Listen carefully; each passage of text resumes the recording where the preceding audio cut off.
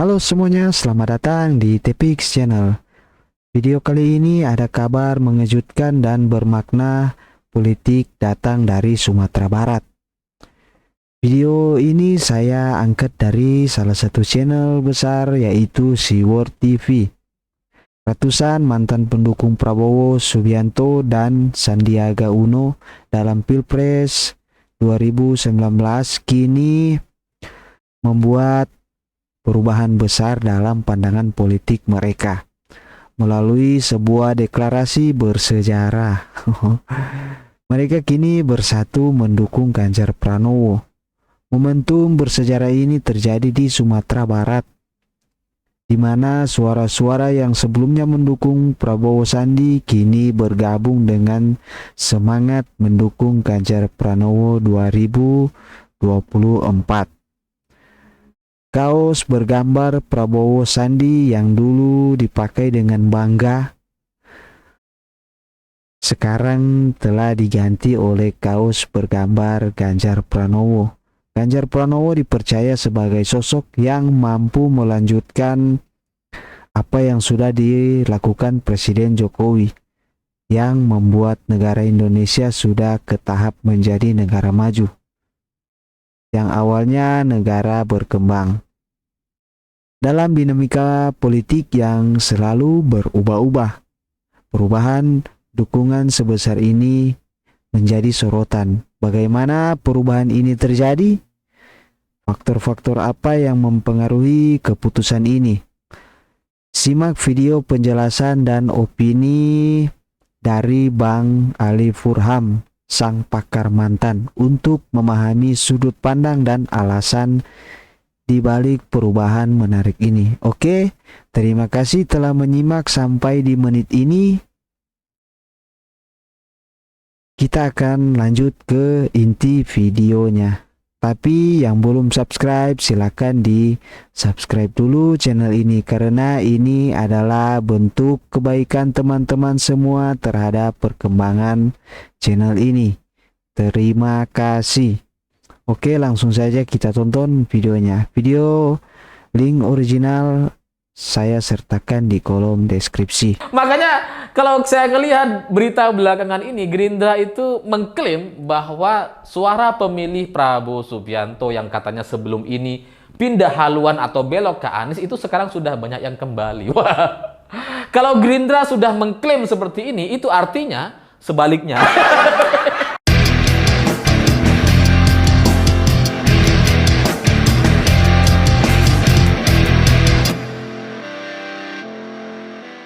Selamat malam semuanya. Hari ini ada satu berita menarik yang tidak terlalu viral sebenarnya, tapi semestinya ini menjadi pusat perhatian kita semua. Karena di Sumbar sana, di Padang sana, kelompok relawan Prabowo malah menyatakan berbelok mendukung Ganjar Pranowo. Ini menarik dan agak ajaib gitu ya, karena kelompok relawan Prabowo di Sumatera Barat, di Padang terutama, itu kan sebenarnya sangat terkenal solid sekali. Karena suara Prabowo di tahun 2019 lalu, di Pilpres 2019, itu mencapai 86% di Sumatera Barat. Jadi kalau sampai kemudian sekarang ada sekelompok relawan Prabowo memilih mundur dan berbelok ke Ganjar Pranowo, ini sebuah keberanian yang sangat luar biasa gitu ya. Ya karena coba bayangkan di markasnya Prabowo gitu ya, ini malah relawannya malah milih mundur. Itu berani sekali. Ya karena untuk ukuran sebuah provinsi yang kemudian mencapai 86% suara kemenangan Prabowo, nampaknya berbicara soal Pak Jokowi, berbicara soal Pak Ganjar Pranowo, itu menjadi bahasan yang mungkin agak tabu atau tidak disukai oleh mayoritas masyarakat di sana. Jadi ketika ada kelompok relawan malah mundur dan mendeklarasikan Ganjar sebagai capres untuk Pilpres 2024, itu keberanian yang sangat-sangat luar biasa. Ya meskipun ini agak lambat gitu ya, karena alasan dari mereka mundur dari relawan Prabowo itu karena mereka kecewa karena Prabowo masuk menjadi menteri Pak Jokowi di tahun 2019 lalu. Ya sebenarnya itu kan kejadian yang sudah lama berlalu gitu ya. Jadi kalau sekarang mereka mundur dan kemudian belok ke Ganjar dengan alasan di tahun 2019, itu nampaknya kemarahan mereka itu terjadi dan sudah ditimbun selama bertahun-tahun gitu. Sehingga ketika mereka kemudian berbelok mendukung Pak Ganjar Pranowo, itu kayaknya memang adalah sebuah keputusan yang sangat-sangat susah, sangat sulit untuk mereka buat, tapi pada akhirnya harus mereka lakukan karena mereka bilang, salah satu koordinator kelompok relawan Prabowo di Sumatera Barat sana mengatakan,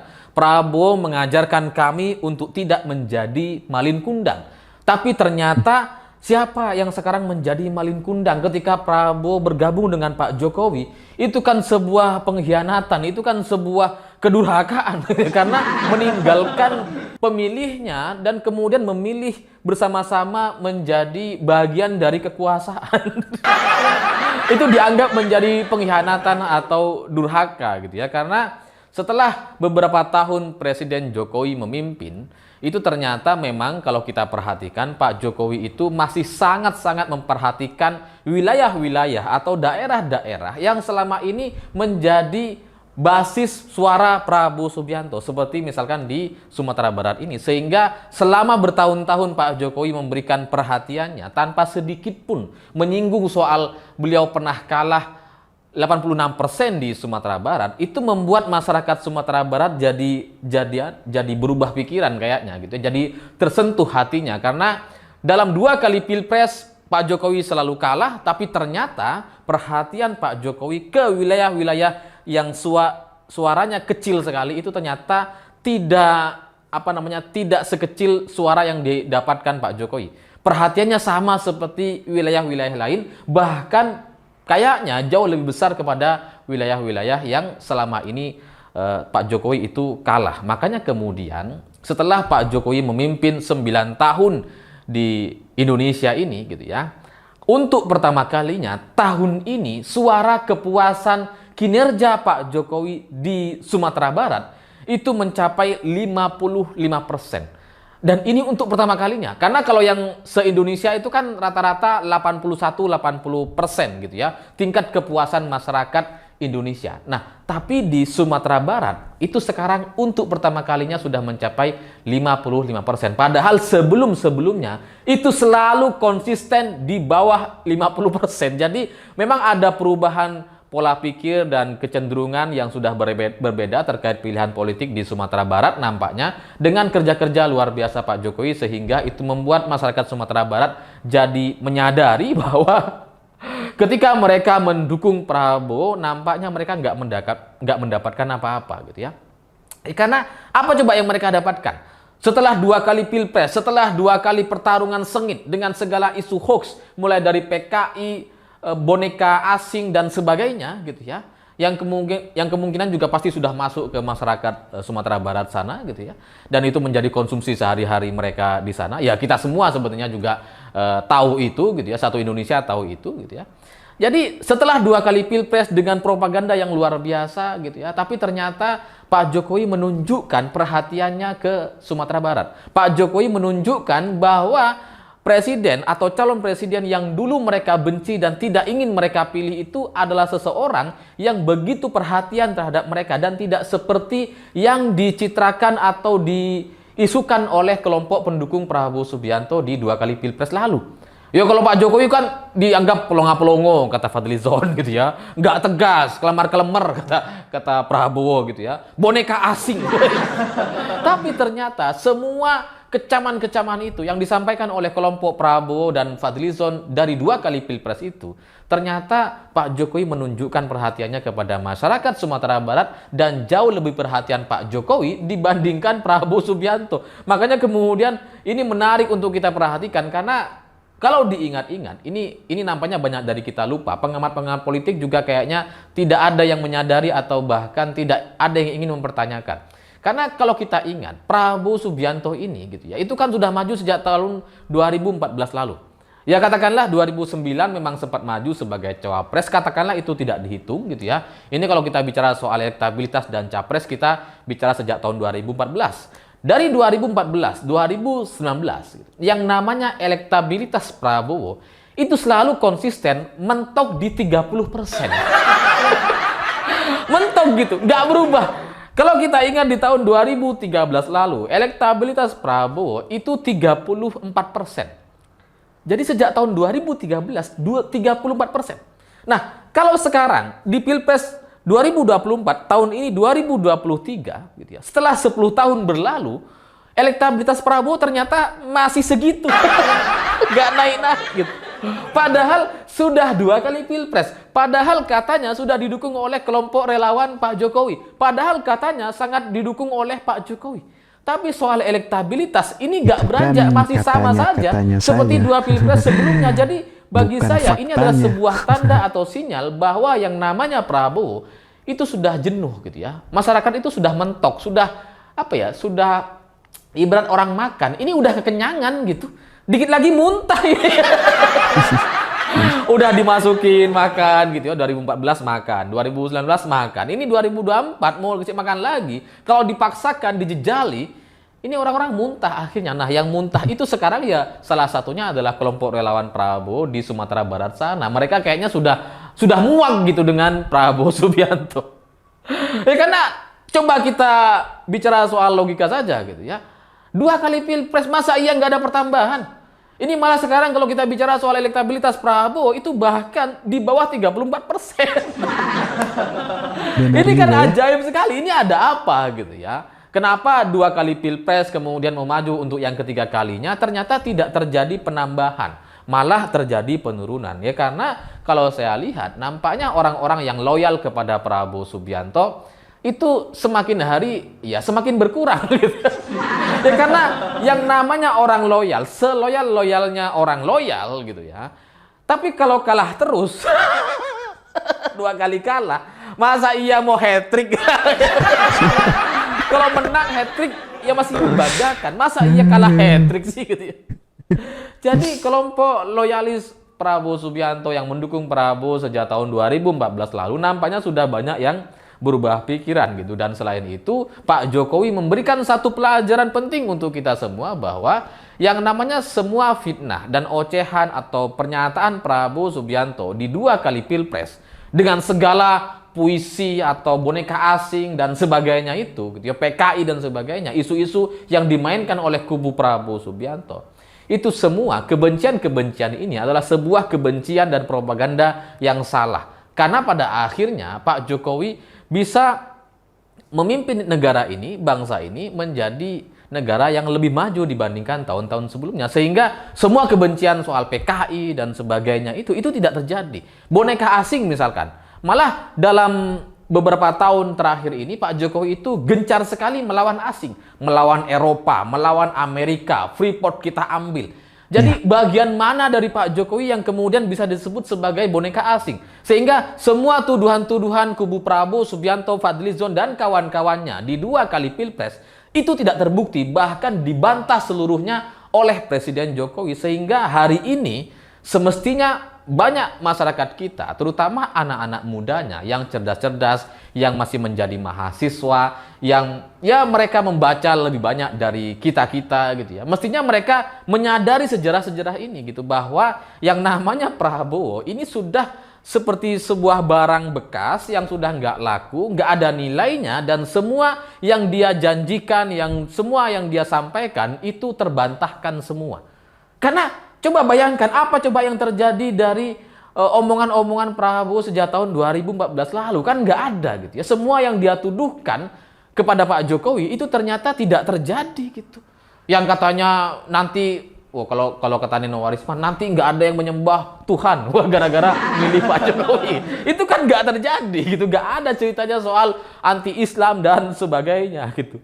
Malah Prabowo mau menjadi menteri dari Presiden Jokowi, dari orang yang dituduh boneka asing dan sebagainya. Jadi kalau kita ngelihat hari ini suara Prabowo Subianto yang mentok segitu-gitu aja sejak tahun 2014 lalu, ini kan menunjukkan bahwa tidak ada perkembangan, dan bahkan nampaknya suara pemilih Prabowo yang selama ini loyal kepada Prabowo Subianto itu sudah beralih dukungan kepada Anies Baswedan. Makanya kemudian Anies punya suara. Makanya kalau saya ngelihat berita belakangan ini, Gerindra itu mengklaim bahwa suara pemilih Prabowo Subianto yang katanya sebelum ini pindah haluan atau belok ke Anies itu sekarang sudah banyak yang kembali. Wah, kalau Gerindra sudah mengklaim seperti ini, itu artinya sebaliknya. Ya karena seperti misalkan Prabowo yang katanya didukung oleh Pak Jokowi, di-endorse oleh Pak Jokowi gitu ya. Pak Jokowi mendukung koalisi Prabowo Subianto dan sebagainya. Tapi ternyata itu kan kebalikannya dan itu semua dibantah oleh Pak Jokowi. Nah, kalau Gerindra sudah mengklaim bahwa suara pemilih Prabowo yang selama ini belok ke Anies itu sudah kembali, nampaknya itu justru nggak kembali, masih di sana gitu. Jadi ya wajar kalau kemudian suara Prabowo itu menjadi mentok segitu-gitu aja gitu. Sehingga orang-orang yang selama ini merasa dibohongi oleh Prabowo Subianto dengan segala isu yang disampaikan oleh tim kampanyenya di 2 kali Pilpres lalu, itu sekarang mereka gak ingin melakukan kesalahan yang sama dengan memilih orang yang sama. Karena kalau masyarakat Sumbar, saya ngerti perasaannya. Karena sebagai warga Madura, saya banyak berinteraksi dengan teman-teman saya yang banyak dari mereka ini pendukung Prabowo Subianto yang sejak 2 kali Pilpres lalu mereka benci sekali dengan saya. Tapi sekarang, wah mereka friend dengan saya. Dan saya bisa memahami masyarakat Sumbar itu perasaannya seperti apa. Karena ya percuma mendukung Prabowo itu percuma gitu. Karena nggak ada keteguhan di sana gitu ya. Kalau misalkan Prabowo kalah, nanti juga jadi menteri lagi. jadi bagi mereka, ya ngapain dukung orang yang kalah? Ngapain dukung orang yang mau jadi calon menteri, tapi modus jadi capres? Apa? Mending dukung capres sekalian gitu ya. Mending dukung orang yang memang siap menjadi calon presiden Indonesia. Makanya kemudian di Madura juga terjadi banyak pergeseran sama seperti masyarakat Sumatera Barat. Yang orang-orang yang selama ini begitu fanatik dengan Prabowo Subianto, ketika Prabowo masuk menjadi menteri di kabinet kerja bersama Pak Jokowi, mereka langsung otomatis kecewa dan malah mengalihkan dukungannya kepada Pak Jokowi gitu. Oh berarti Pak Jokowi bener, lawang Prabowo aja ikut. Jadi kalau sekarang Prabowo mau maju lagi sebagai capres, ya ngapain gitu? Mending dukung yang beneran capres, yaitu Pak Ganjar. Karena sudah terbukti gitu. Dan di luar itu, dosa-dosa dari Prabowo Subianto itu terlalu banyak memang gitu ya. Dan ini disadari oleh banyak orang gitu ya. Kalau selama ini ada sekelompok orang yang anti dengan Pak Jokowi dan kemudian memilih untuk mendukung Prabowo Subianto dan tutup mata dengan semua dosa-dosa kelam Prabowo di masa lalu, itu karena mereka mungkin belum menyadari bahwa Pak Jokowi adalah presiden terbaik di Indonesia saat ini. Mereka waktu itu nggak menyadari bahwa satu-satunya capres yang pantas untuk memimpin negara ini ya cuma Pak Jokowi. Waktu itu mereka ditutupi dengan rasa benci yang luar biasa gitu ya. Tapi sekarang kita bisa menyaksikan 9 tahun Pak Jokowi memimpin, kita bisa melihat hasilnya bersama-sama sehingga dosa-dosa dari Prabowo Subianto di masa lalu itu sekarang jadi semakin terlihat gitu ya. Ibarat kabut itu udah gak ada, udah clear semuanya. Sehingga muncullah soal cerita penculikan tahun 98 dan itu bukan sebuah dongeng. Itu adalah sejarah kelam dan itu benar-benar terbukti nyata, makanya kemudian Prabowo dicopot dari TNI. Lalu kemudian politik identitas di tahun 2017. Belum lagi soal politik kampanye hitam di 2014 dan 2019. Bahkan 2019 itu Prabowo mengklaim bahwa dirinya sebagai capres dari hasil ijtima ulama. Itu juga adalah bagian dari politik identitas. Dan kemudian dari semua pernyataan-pernyataan Prabowo kepada Pak Jokowi pada akhirnya ternyata membuat Prabowo mau untuk menerima menjadi menterinya Pak Jokowi. Itu kan artinya tidak ada keteguhan sama sekali dari sosok seorang Prabowo Subianto. Mudah berubah, mudah goyah, dan orang-orang yang tidak punya pendirian seperti ini nampaknya memang tidak pernah pantas untuk memimpin negara ini. Saya pikir itu. Terima kasih sudah menonton. Ayo berikan pandangan teman-teman tentang video ini. Silakan berkomentar di kolom komentar di bawah.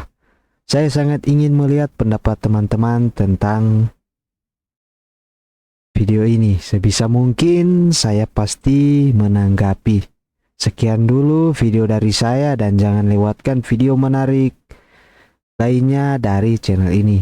Jika kalian merasa video ini bermanfaat, jangan ragu untuk memberikan like dan subscribe channel ini. Terima kasih telah menyaksikan video dari channel ini. Sampai jumpa di video-video selanjutnya. Bye-bye.